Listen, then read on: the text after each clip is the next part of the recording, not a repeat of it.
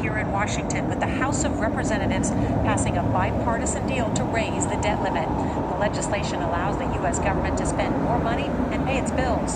The current debt is $31.8 trillion and counting. The bill now heads to the Senate as Congress races against the clock to prevent what could be disastrous consequences for the U.S. economy. Speaker Kevin McCarthy spent the last few days wrangling votes as angry Freedom Caucus members threatened his leadership position.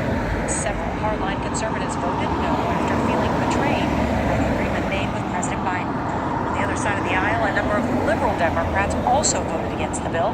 CBS's Scott McFarland has been following the vote and starts us off tonight from Capitol Hill. Good evening, Scott. Nora, it's a cliffhanger vote tonight with last-minute negotiations behind the scenes and some vocal protests on the U.S. House floor. Racing toward the June 5th deadline and trying to avoid a potentially cataclysmic default on America's debt, the House Speaker gave his deal a final push. Is this a compromise or a victory? It's a victory. It's the largest cut that Congress has ever voted for. He and President Biden expected they'd need dozens of Democrats to join Republicans to get it passed. I think things are going as planned, God willing.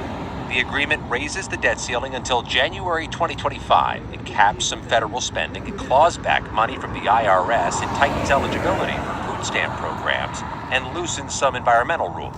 This bill is at least a step in the right direction.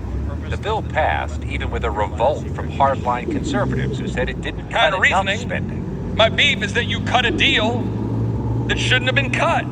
And some progressive Democrats argued it cuts money from the most needy. We should not be making trade-offs between which vulnerable population gets to eat. The bill goes next to the U.S. Senate, We have no margin for error. where leaders hope to move quickly, despite a group of mostly Republican opponents. Are you a firm no? Absolutely. Well, I am a no. Are you trying to galvanize others to say no? Yes, I am. But at the end of the day, there's no way I can pass this much debt onto my grandchildren. One of the deal's biggest critics, Senator Rand Paul of Kentucky, tells CBS News he won't slow down the vote with any parliamentary procedures as that Monday deadline quickly approaches.